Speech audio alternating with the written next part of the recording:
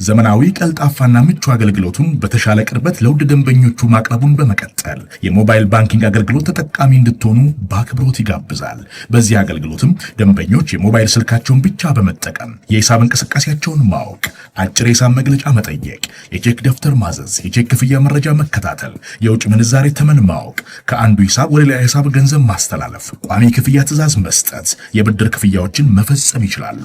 በዚህ አጋጣሚም የብርሃን ካርዶን በመጠቀም በሽያጭ ማዕከል ማሽን ፖስ ለግብይቶ ክፍያውን መፈጸም እንደሚችሉ ብርሃን ሲያበስራችሁ በታላቅ ደስታ ነው።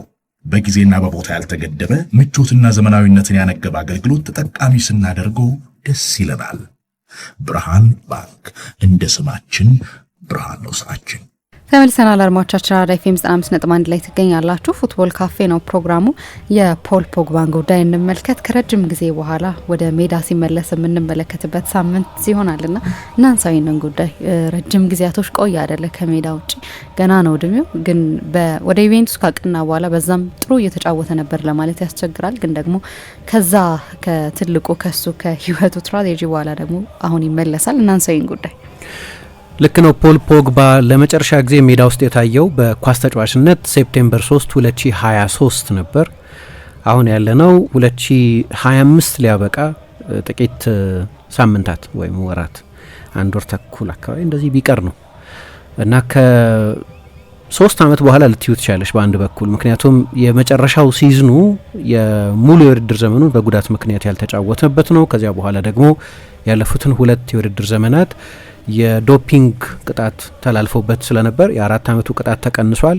ግን ወደ 18 ወራት ስለነበር ዝቅ ያለው። ከዛ ወደ ሞናኮ ከተዘዋወረ 5 ወር ሆኖታል። የውድድር ዘመን ከተጀመረ ጀምሮ ምንም ጨዋታ አላደረገም።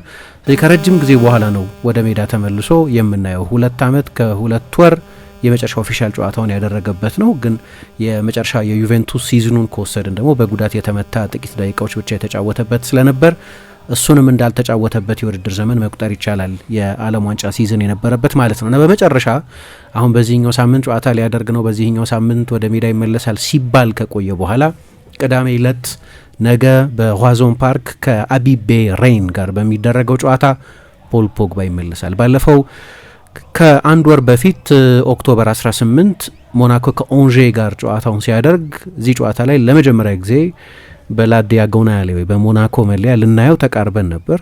ነገር ግን ተጎዳ፣ የጡንቻ ጉዳት ገጠመው ተባለና እዛ ጨዋታ ላይ ሳይሰለፍ ቀረ። ከዚያ በሁለተኛው ሳምንት ከፓሪስ ኤፍሲ ጋር በሚደረግ ጨዋታ ይሰለፋል ተባለ። ግን በድጋሚ የቁርጭምጭሚት ጉዳት ገጠመውና በእነዚህ 2 ሪላፕሶች ምክንያት ጨዋታ ሳያደርግ ቆየ። በመጨረሻ ግን ነገ ምን ያህል ደቂቃ ይጫወታል የሚለው አልታወቀም። ግን አዲሱ ሴባስቲያን ፒኮኞሊ የሚባሉት የሞናኮ አሰልጣኝ በዚህ ጨዋታ ላይ እንደሚካተት ይፋ አድርገዋል። አዲ ሁተር ከተሰናበቱ በኋላ እኚህ የ38 ዓመት አሰልጣኝ ናቸው አዲሱ የሞናኮ አሰልጣኝ ሆነው የተሾሙት። ስለዚህ በነገው ጨዋታ ላይ ሜዳ ውስጥ ምን አይነት ሰርከምስታንስ እንደሚኖር አይታወቅም እና በሞናኮ ሜዳ በስታድ ደ ሉዊደ አይደለም ጨዋታው የሚደረገው፣ በዋዞን ፓርክ በብሮታኝ የሚደረግ ጨዋታ ነው። ግን ወደ ሜዳ የሚመለስበት እለት ይሆናል ተብሎ ይጠበቃል። እንግዲህ ቢያንስ የተጠባባቂ ተጫዋቾች ሊስት ላይ ስሙ እንዳለ ግልጽ ነው። ሰዎች ጥቂት ደቂቃዎችን ይጫወታል፣ 10-5 ደቂቃ ሊጫወት ይችላል። ግን የትኛውንም ደቂቃ ቢጫወት ይላል ሌኪፕ፣ ዋናው ነገር ሲምቦሊዝሙ ነው።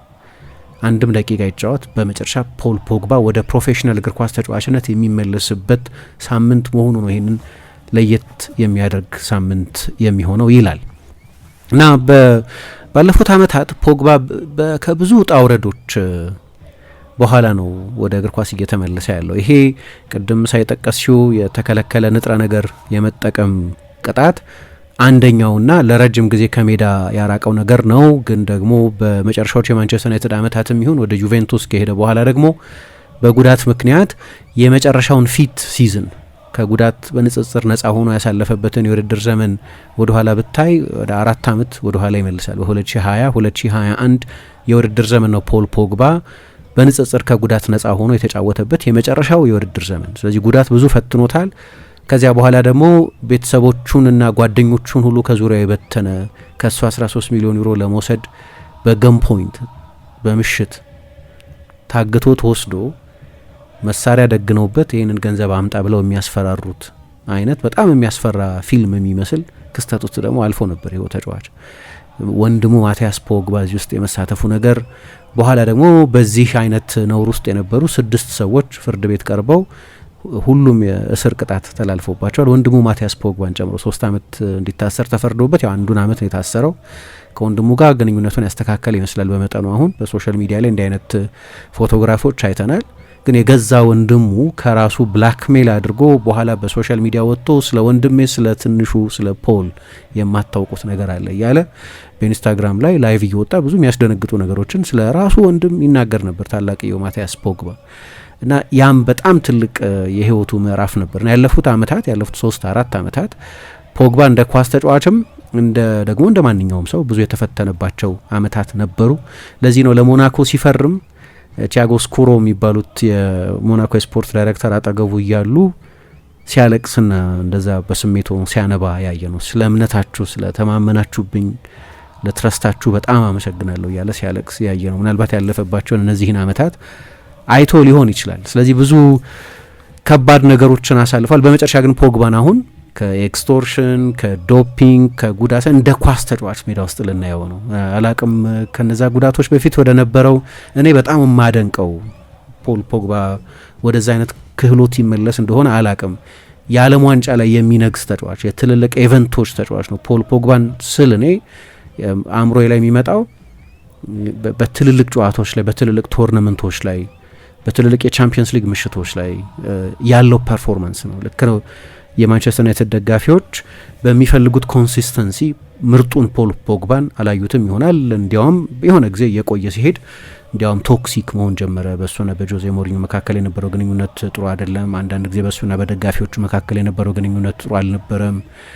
ግዴለሽ ይመስላል የሰውነት ቋንቋው እነሱ እንደሚሉት ነንሻላንት ነገር ነው። እንደዚህ ግን በተለይ በዩቬንቱስ ግን በኮንሲስተንሲም በጣም አስደናቂ የነበረበት ነው። ለምሳሌ የተወሰኑ የእሱን ሞመንቶች ለማስታወስ መጀመሪያ የሰው አይን ውስጥ የገባው በእርግጥ ማንቸስተር ዩናይትድ ውስጥ በነበረበት ጊዜ ከሉሃቭር ከመጣ በኋላ ትልቅ ተሰጥኦ እንደሆነ ይታወቅ ነበር። ለዚህ ነው አሌክስ ፈርጉሰን ይህንን ተጫዋች በማንቸስተር ዩናይትድ ለማቆየት ብዙ ጥረት ያደረጉት። ግን ደግሞ ሱፐርስታር ኤጀንትን የነበረው አሁን በህይወት የሌለው ሚኖ ራዮላ መጽሐፋቸው ላይ በጣም በጠንካራ ቃላት ሚኖ ራዮላን ተችቶታል በዚህ ዝውውር የተነሳ። በኋላ ፖግባ ሌሎች ፈላጊዎች ነበሩ ትልልቅ ፈላጊዎች፣ ግን ወደ ዩቬንቱስ ሄደ እና በነፃ ነው ወደ ዩቬንቱስ የሄደ። ገና 20 ዓመቱም አልሆነም ወደዛ ባመራበት ጊዜ ወደ ቱሪን። ስለዚህ ከአንድ ታላቅ የእንግሊዝ ቡድን ወደ ሌላ ታላቅ ቡድን ነው ሄደው። ስለዚህ ተሰጥኦ በጣም አስደናቂ ስለነበር ሌሎችም የእንግሊዝ ግን ደግሞ ሌሎችም የአውሮፓ ትልልቅ ቡድኖች ይፈልጉት ነበር። ለማንቸስተር ዩናይትድ በጣም ጥቂት ጨዋታዎችን የተጫወተ ተጫዋች ቢሆንም እዛ ሄደ። በተለይ የዜብራቴ ደርቢ የሚሉት አለ እነሱ ሁለት የዜብራ ቀለም ያላቸው ቡድኖች ሲገናኙ ማለት ነው፣ ዩቬንቱስ ከኡዲኔዜ እና ያ ጨዋታ የተደረገው ጃንዋሪ 19 2013 ነበር። ዩቬ 4-0 አሸነፈ። ወደ ኃይሉ የተመለሰበት ያ የባንተር ኢራ ከካልቾፖሊ ቅሌት በኋላ ሲሪየስ ቡድን መሆን የጀመረበት ኮንቴ ከተረከበው በኋላ ወደ አሸናፊነት የተሸጋገረበት ወይ መሸጋገር የጀመረበት ሰሞን። እዛ ጨዋታ ላይ ሁለት በጣም የሚያስደንቁ ጎሎች አስቆጠረ ዩቬ 4-0 ባሸነፈበት ጨዋታ። አንደኛው ከ35 ሜትሮች የተቆጠረ ሀፍ ቮሊ ነው። ከዛ ጎሉ ሲሄድ ደግሞ የጎሉን አግዳሚ ያገኘና የበለጠ አስዋበው እና የመጀመሪያው ተች ግማሽ ቮሊው ከዛ የነበረው ኃይል አንግሉን ገጭቶ ሲቆጠር የነበረው ውበት ሁሉ ከፖል ፖግባ የሚያስደንቁ ጎሎች መካከል አንደኛው ነው። እዛው ጨዋታ ላይ ግን ሌላ ከ30 ሜትር ደግሞ ሌላ ጎል አስቆጠረ። አንደኛው ጎል ከ35 ሜትር ሀፍ ቮሊ ክሮስ ባሩን ገጭቶ የገባ ነው። ሁለተኛው ደግሞ ከ30 ሜትር የተቆጠረ ነው እና የሰዎች አይን ውስጥ ገባ ያን ጊዜ በነዛ ሁለት ውብ ጎሎቹ የተነሳ። ከዚያ ደግሞ በትልልቅ የቻምፒየንስ ሊግ ጨዋታዎች የሚጎላ ተጫዋች እንደሆነ ያየ ነው። በእርግጥ ጁቬንቱስ 2015 ቻምፒየንስ ሊግ ፍጻሜ በደረሰ ጊዜ በኋላ በበርሊን በባርሴሎና ተሸነፉ። ግን እሱ ዋናው ድራይቨር ነበር። አንድሪያ ፒርሎ፣ ክሎዲዮ ማርኪሲዮ፣ አርቱሮ ቪዳል፣ ካርሎስ ቴቬዝ፣ ሞራታ፣ ቢቢሲ የሚሉት የተከላካይ መስመር ጂጂ ቡፎን። ዩቬንቱስ በጣም አስደናቂ ቡድን፣ ግን እዛ ቡድን ውስጥ ልዩነት የሚፈጥረው ተጫዋች ደግሞ ነበር እና ፍጻሜ አድርሷቸዋል 2015 የቻምፒየንስ ሊግ ፍጻሜ እና ጨዋታው ቀላል አልነበረም ደግሞ። ከዛ ከጥቂት ጊዜ በኋላ ግን ልክ እንደሱ ከሆነ ፓወር ሃውስ ተጫዋች ጋር እንዴት ጥሩ ይጫወታል እስቲ ኒው ተብሎ ማንቸስተር ሲቲን ወደ ኤቲሃድ መጥተው በገጠሙ ጊዜ በማንቸስተር ሲቲ ውስጥ በእኔ አስተያየት በጊዜው የፕሪሚየር ሊግ ምርጡ ተጫዋች የነበረው ያያ ቱሬ ነበር እና ጥሩ መለካኪያ ነበር። ፖግባ አንደኛ ከእንግሊዝ ውስጥ ብዙ ሲጫወት አላየ ነው። ሁለተኛ ብዙ ባይጫወትም ግን የቀድሞ ማንቸስተር ዩናይትድ ተጫዋች ነው። ወደ ማንቸስተር ሲቲ ተመለሰ፣ ከያያ ቱሬ ጋር ተጋፈጠ እና ያያ ቱሬን ዶሚኔት አደረገው እዛ ጨዋታ ላይ። ይሄኛው ገና 20 ነው 21 ዓመቱ የነበረ ተጫዋች ነው። ያኛው የብቃቱ ጫፍ ላይ የነበረ ተጫዋች ነው እና በኋላ ዩቬንቱስ 2-1 አሸንፎ ተመለሰ ከኤቲሃድ። ያኔ ደግሞ በሴሪያው ውጤትን ቢብሏቸው ስለነበር ማክስ አሌግሪ ሲቲ ያሸንፋል የሚል ከፍተኛ ግምት ነው የነበረው። ማንቸስተር ሲቲ በወቅቱ የእንግሊዝ ሻምፒዮን የነበረበት ነው። እዛ ጨዋታ ላይ በተለይ በሌላ ትልቅ ጨዋታ የቻምፒየንስ ሊግ ፍጻሜ ሲደርስ ቡድኑ ከነበሩ ትልልቅ ፐርፎርማንሶች ባሻገር እንዲህ አይነት ችሎታ ያሳየበት ነው። ለፈረንሳይ ብሔራዊ ቡድንም እንደዚሁ የማይረሱ ጎሎች አስቆጥሯል። እኔ ለሆኑ አመታት ከግሪዝማንም ከኤምባፔም ከሌላ የፈረንሳይ ብሔራዊ ቡድን ተጫዋችም በላይ በጣም ወሳኝ ተጫዋች የነበረው ፖል ፖግባ ነው የሚል እምነት ነበር፣ የ2018 የዓለም ዋንጫን ጨምሮ ማለት ነው። ምናልባት ሰዎች ከ20 ዓመት በኋላ በዛ የዓለም ዋንጫ ላይ ያሳያቸውን ብቃቶች ምንም ኢፍስ ኤንድ በትስ ሜቢስ ምናምን ሳይኖሩት በቃ ስለ ተጫዋቹ ካራክተር ያለ ብያኔ ቀርቶ ልክ እንደ ተጫዋች ብቻ ሲያዩት ምን አይነት የዓለም ዋንጫ እንዳሳለፈ ሲገነዘቡ የበለጠ ዋጋ የሚሰጡት ይመስለኛል። የዓለም ዋንጫ ነው ደግሞ እያወራን ያለ ነው፣ ትልቁ የእግር ኳስ ኤቨንትን ነው እያወራን ያለ ነው እና የፈረንሳይ ብሔራዊ ቡድን የዓለም ሻምፒዮን ሲሆን በትልልቆቹ ጨዋታዎች በጣም አስደናቂ ነበር። ግን ከዛ በፊት 2016 የአውሮፓ ዋንጫ ፍጻሜ ላይ በደረሱ ጊዜም በሀገራቸው ነበር ለፍጻሜ የደረሱት። በኋላ ፖርቱጋል አሸነፈች። ግን ከዛ ውድድር ላይም በጣም አስደናቂ ነበር። ከዛ ውድድር በኋላ ደግሞ አምስተርዳም ላይ ትዝ ይለኛል የሆላንድ ብሔራዊ ቡድንን 1-0 ሲያሸንፉ በአምስተርዳም አሬና ሌላ በጣም የሚያስደንቅ ጎል አስቆጠረ። ከሳጥን በሌብለ መለያ የመጀመሪያ ከሳጥን ውጭ ያስቆጠረው ጎል ነበር። ግን የጎሉ ቴክኒካዊ ውበትና ጥራት በጣም ያስደንቃል። ቅድም የጠቀስኩት የዓለም ዋንጫ የ2018 የዓለም ዋንጫ የአርጀንቲናና የፈረንሳይ ጨዋታ ከማይረሱት ጨዋታዎች መካከል አንደኛው ነበር አይደለም። 7 ጎሎች የተቆጠሩበት 4-3 የተጠናቀቀ ጨዋታ ነው። ያኔ እንዲያውም የነበረን ስሜት የሊዮኔል ሜሲ የመጨረሻው የዓለም ዋንጫ ይሆናል የሚል ነው። ከዛ በኋላ ሌላ ዓለም ዋንጫ ተጫወተ እና ተሳካለት። ደግሞ እንደገና ሌላ ዓለም ዋንጫ ይጫወታል። ያኔ ግን የነበረው ስሜት የሜሲ የመጨረሻው የዓለም ዋንጫ ሳይሆን አይቀርም የሚል ነው። ስለዚህ በዛ ምክንያት እናስታውሰዋለን። ግን ፖግባ እዛ ጨዋታ ላይ ያሳየው ብቃት፣ ለኤምባፔ ይሰጣቸው የነበሩ እነዛ ዲያጎናል ፓሶች ደግሞ ልክ እንደ ተሟላ ተጫዋች ምንም እንከን የሌለበት ፐርፎርማንስ እንደሚያሳይ ተጫዋች ከነዛ አስደናቂ ፓሶቹ ከግሩም ቪዥኑ ሜዳ መውረር ከሚያስችል አካላዊ ችሎታው ባሻገር ኳስም 10 ጊዜ ኳስ ሪከቨር ያደረገ ተጫዋች ነው የነበረው። አጭር ፓስ፣ ረጅም ኳስ የሚገርም ነው የነበረው። እዛ የዓለም ዋንጫ ላይ በፍጻሜው ጨዋታ ከክሮኤሽያ ጋር በነበረው ጨዋታ በእርግጥ በጨዋታው የመጀመሪያው አጋማሽ ላይ በኢቫን ራኪቲችና በሉካ ሞድሪች የክሮኤሽያ አማካይ ክፍል ሜዳ ውስጥ የፈረንሳይ ብሔራዊ ቡድን በጥቂቱ ዶሚኔት የተደረገ ይመስል ነበር። ግን መጨረሻ ላይ 3ኛውን ጎል ያስቆጠረው በዓለም ዋንጫ ፍጻሜ የመረጣቸው ሞመንቶች ተመልከቺ። ትልቅ የቻምፒየንስ ሊግ ጨዋታ፣ ትልቅ የዓለም ዋንጫ ጨዋታዎች፣ የፍጻሜውን ጨዋታ ጨምሮ እንደዚህ ምናልባት በዚህ እኩሌታ የማይጠቀስ ሊሆን ይችላል። ግን ቦርንመዝን 4-1 ማንቸስተር ዩናይትድ 2018 ዲሴምበር 30 ላይ ባሸነፈበት ጊዜ ያሳየው ጨዋታ ደግሞ ምናልባት በማንቸስተር ዩናይትድ መለያ ካሳያቸው ምርጥ ብቃቶች መካከል አንደኛው ሊሆን ይችላል። 114 ጊዜ ኳስ ነክቶ አንዱም አልተበላሸበትም። 2 ጎሎች አስቆጥሯል። 3ኛ ጎል ለማስቆጠር ሃትሪክ ለመስራት ኢንች ነበር የቀረው፣ ብረት ነበር የመለሰበት። በጣም አስደናቂ ተጫዋች ነው። ያኔ ማንቸስተር ዩናይትድ በእርግጥ ማንቸስተር ሲቲ 100 ነጥብ የሰበሰበበት ሲዝን ቢሆንም የመጀመሪያዎቹ 2-3 ወራት ላይ ዩናይትድ ለዋንጫ የሚፎካከር ይመስል ነበር። ፖግባ ባልነበረበት ጊዜ ነው ማንቸስተር ዩናይትድ ይቸገር የነበረው። ሲጀመር ጥሩ ነበር ተጫዋቹ በእርግጥም። ግን 2021 ከጀርመን ጋር ፈረንሳይ ስትጫወትም እንደዚሁ በጣም አስደናቂ ነበር። እኔ ደግሞ ፖግባ አእምሮ ውስጥ የትኞቹን ስፖቶች በመንካት እንደምታነቃቂው አላቅም፣ ግን ሙዲ የሆነ ጊዜ በጥሩ ስሜት ላይ የተገኘ ጊዜ ሜዳ ውስጥ አንድ የተሟላ ተጫዋች ሊያደርጋቸው ይገባሉ የምታያቸው ነገሮች ሁሉ ማድረግ የሚችል ተጫዋች እንደሆነ ያሳየበት ነው። የአውሮፓ ዋንጫ የምድብ ጨዋታ ከጀርመን ጋር የተደረገ ሌላ ትልቅ ጨዋታ ነው። ያ ደግሞ ይሄንን የሚያብራራልኝ ነው። ምክንያቱም 12 ጊዜ ኳስ ቀማ።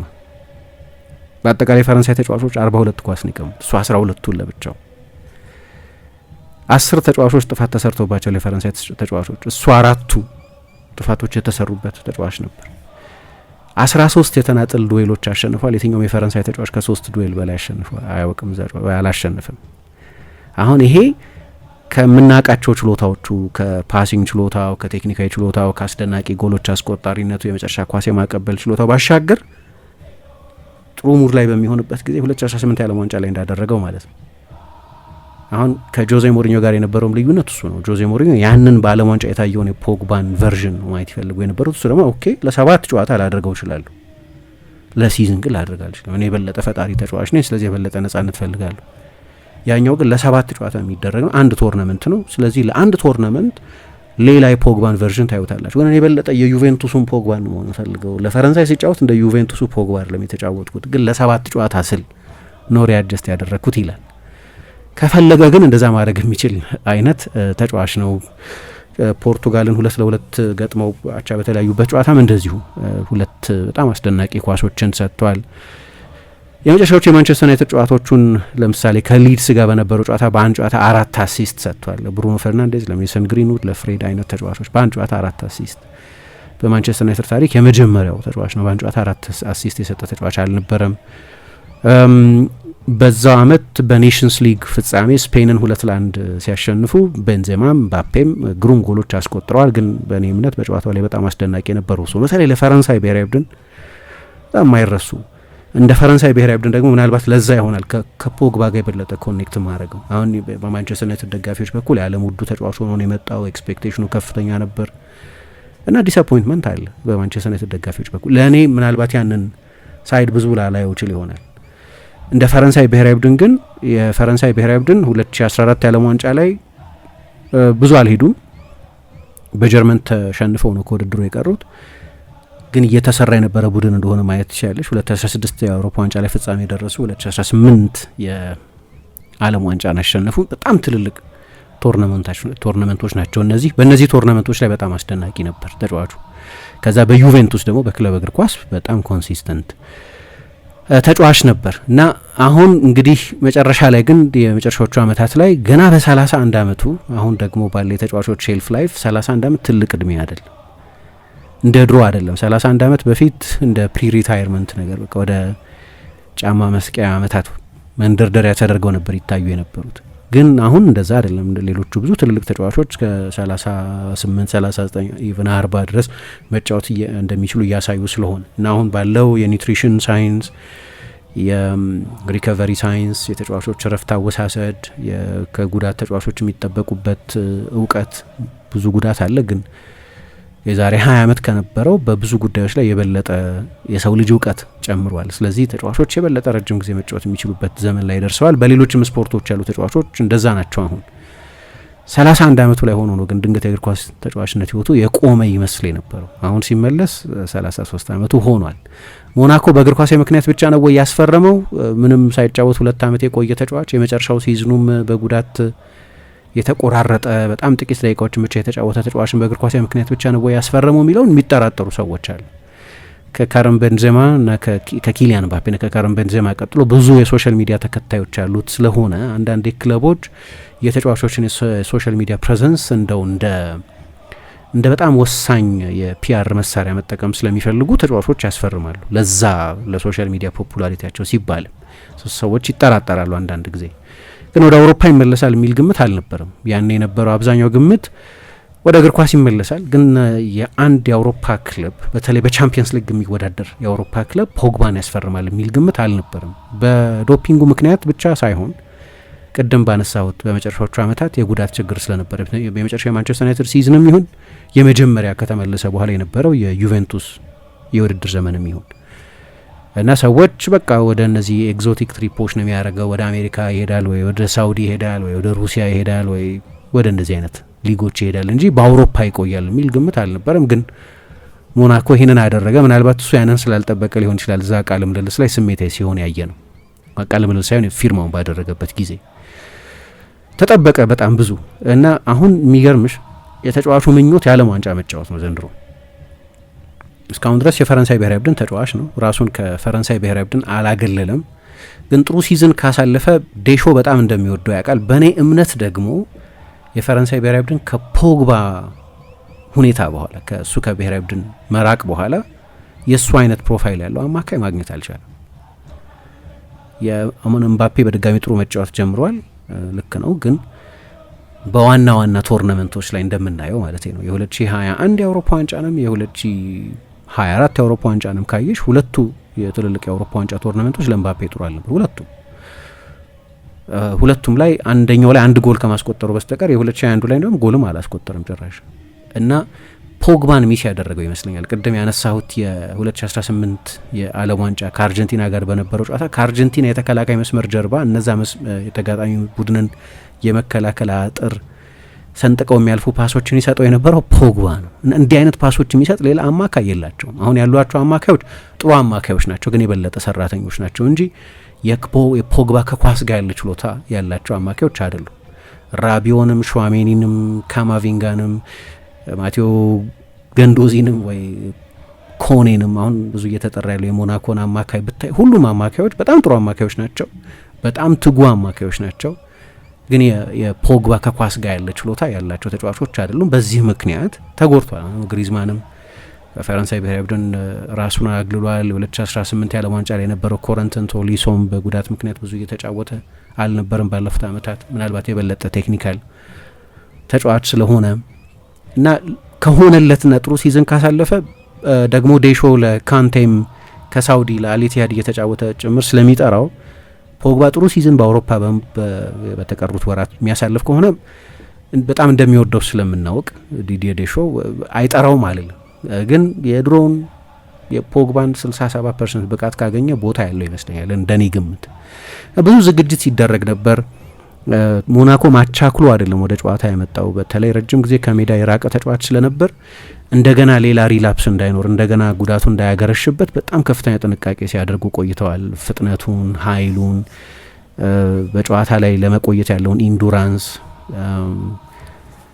አካላዊ ሁኔታዎችንም ደግሞ ሰውነት ውስጥ ጉልበቱን፣ ብሽሽቱን፣ ቁርጭምጭሚቱን፣ ጥንካሬውን ፖስቸራል አናሊሲስ የሚሉት አለ ደግሞ የሰውነት ባላንሱን አትሌቲክ ሜዠርመንት ና የሚሏቸው ደግሞ አሉ። ምን ያህል ኢንቴንሲቲ ሩጫዎች ማድረግ ይችላል፣ ምን ያህል ኪሎ ሜትር መሸፈን ይችላል፣ ምን ያህል በቻምፒየንስ ሊግ ና በሊገ በሚደረጉ ፊዚካል ጨዋታዎች ላይ ይሄ ኦልሞስት 3 ዓመት ያልተጫወተ ተጫዋች ጥሩ መጫወት ይችላል የሚሉ ሌሎችም ጥናቶች ያደርጉ ቆይተዋል እና መጨረሻ ላይ ተጫዋቹ አሁን ደርሷል ተብሏል። የሞናኮ የፊዚዮቴራፒስት አሉ ለ5 ወር አብሮት የሰሩ ጄሮም ፓሌስትሪ የሚባሉ ከሳቸው ጋር ነው ብዙ ዝግጅት ሲያደርግ የቆየው እና ተጠንቀቀውለታል በጣም።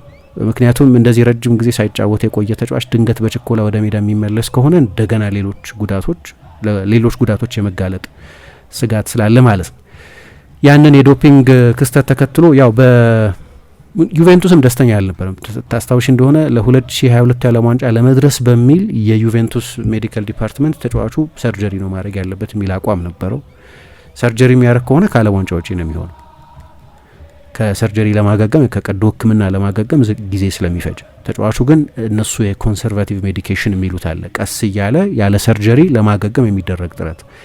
አሁን ላሚን ያማል ለምሳሌ ከጉዳቱ ለማገገም እንደዚህ አይነት መንገድ ነው የተከተለው። ሰርጀሪ የሚያደርግ ከሆነ ረጅም ጊዜ ከሜዳ የሚያረቅ ስለሆነ ምናልባት የአንሱ ፋቲንም ታሪክ አይቶ ባርሴሎና ቶሎ ወደ ሰርጀሪ ልከው ስለነበር በጥቂት ጊዜ 4 ሰርጀሪ ስላደረገና ከዛ በኋላ ተመሳሳይ ተጫዋች መሆን ስላልቻለ ላሚን ያማልም ያንን እየፈራ ሊሆን ይችላል በኮንሰርቫቲቭ ሜዲኬሽን ለማገገም እየሞከረ ያለው። ፖግባም ግን ያንን በተለይ ለዓለም ዋንጫ ለመድረስ ሲል ያንን ነበር ያደረገውና ይሄ ደግሞ የዩቬንቱስን ኢንትረስት የሚጎዳ ነበር። ዩቬንቱስ ግድ የሚለው ተጫዋቹ በፈረንሳይ ብሔራዊ ቡድን ለዓለም ዋንጫ ይጫወታሉ የሚለው አይደለም። ለእኛ ምን ያህል አገልግሎት ይሰጠናል፣ ከጉዳት ለማገገም የተሻለው የሕክምና ስልት የትኛው ነው የሚለው ነው የሚያስጨንቃቸው። ግን ተጫዋቹ ደግሞ ጉጉቱ ሁሉ የዓለም ዋንጫ ላይ መጫወት ስለነበር በዚህ ምክንያትም ደስተኛ አልነበሩም። በኋላ አንድ በማያሚ ያሉ ባለሙያ ለተጫዋቹ አንዳንድ ሰፕሊመንቶች መስጠት ጀመሩ፣ የምግብ ሰፕሊመንቶች ምናምን ተብለው እና ከወሰዳቸው መካከል አንደኛው የተከለከለ የቴስቶስትሮን መጠን ከፍ የሚያደርግ ንጥረ ነገር ተገኘበት እና ተጫዋቹ ከዚያ በኋላ ለ4 ዓመት የታገደው። በኋላ ነው ያውቀው ሲጀመርም እኮ ልክ ነው ዋዳ ከልክሏል። ይሄ ለአትሌቶች የተከለከለ ነው፣ ግን ፐርፎርማንስ ኢንሃንሲንግ አይደለም፣ ብቃት አይጨምርም ጭራሽ። ቆይ የወሰድኩት ንጥረ ነገር ልክ ነው የተከለከለ ነው፣ ግን ካያችሁት የነገሩን ስር ጭራሽን የኔን ፐርፎርማንስ የሚጎዳ ነው እንጂ የሚጠቅም አይደለም እና የኔን ብቃት የሚጎዳ ነገር እንዴት አደርጋለሁ? በስህተት ነው የሰጡኝ ሰፕሊመንት ነበር፣ ኃላፊነት ወስዳለሁ። እነሱ እንደሚሉት ኔግሊጀንስ ነው። ስፖርተኞች በተለይ ደግሞ ኤሊት ደረጃ ላይ ያሉ ስፖርተኞች ወደ አፋቸው የሚያስገቡትን እያንዳንዱን ጉዳይ በተመለከተ ከፍተኛ ጥንቃቄ መውሰድ አለባቸው። ምክንያቱም ዝም ብሎ ለህመም ማስታገሻ ተብሎ የሚወሰድ አንድ መድኃኒት ላይ እንኳን ድንገት ዋዳ የከለከለው ንጥረ ነገር ሊኖር ይችላል። ድንገት ራሴን አሞኛል ብሎ ብድግ ብሎ የሆነ መድኃኒት መዋጥ ላይ ራሱ የስፔሻሊስቶች ምክር መሰጠት አለበት እና ተጫዋቹ እንደዛ ነው የሆነው። ሰፕሊመንት ነው የወሰደው፣ ግን ለፐርፎርማንስ የሚጠቅም አልነበርም እና በኋላ ይሄ ታይቶለት ነው ከ4 ዓመት ወደ 18 ወር እንዲቀነስለት የተደረገው። ልክ ነው፣ አጥፍቷል፣ ተገኝቷል በምርመራ በኤ ሳምፕልም በቢ ሳምፕልም ምንም ማድረግ አይቻልም። ኦብጀክቲቭ አናሊሲስ ተጫዋቹ ተጠቅሟል፣ ግን ከዛ ኮንቴክስቱን ታያዋለሽ እና ለዛ ነው በካስ ቅጣቱ የተቀነሰለት። በዚህ ምክንያት ነው ወደ ሜዳ የሚመለሰው እንጂ መጀመሪያ የተጣለበት ቅጣት ቢጸና ኖሮ ወደ እግር ኳስ አይመለስም ነበር። ፖግባ 4 ዓመት ቢሆን ኖሮ በመጨረሻው ሲዝን በ2022-23 የውድድር ዘመን 161 ደቂቃ ብቻ ነበር የተጫወተው። በትንሹ 4 አይነት ጉዳት አስቸግሮታል። አሁን ፍርሃት አለ። መጨረሻም ላይ ጉዳት እየፈተነው የነበረ ተጫዋች መሆኑ እና ከእንደዚህ አይነት ጊዜ በኋላ 2 ዓመት ከ2 ወር ነው የመጨረሻ ይፋዊ ጨዋታ ያደረገው ለኡዲኔዜ ማነው ለዩቬንቱስ። ከዛ ረጅም ጊዜ በኋላ የተመለሰ ተጫዋች ራሱ ፍርሃት አለ። ረጅም ጊዜ ከእንደዚህ አይነት የኮምፒቲቲቭ እግር ኳስ ርቆ ስለሚያውቅ ግን መመለሱ ብቻውን በጣም ትልቅ ዜና ነው።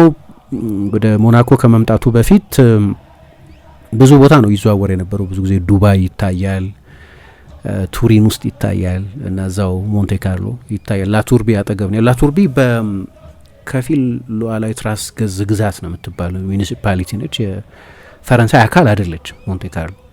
ግን ላቱርቢ የሚባለው የልምምድ ማዕከሉ ግን ያለው ፈረንሳይ ውስጥ ነው።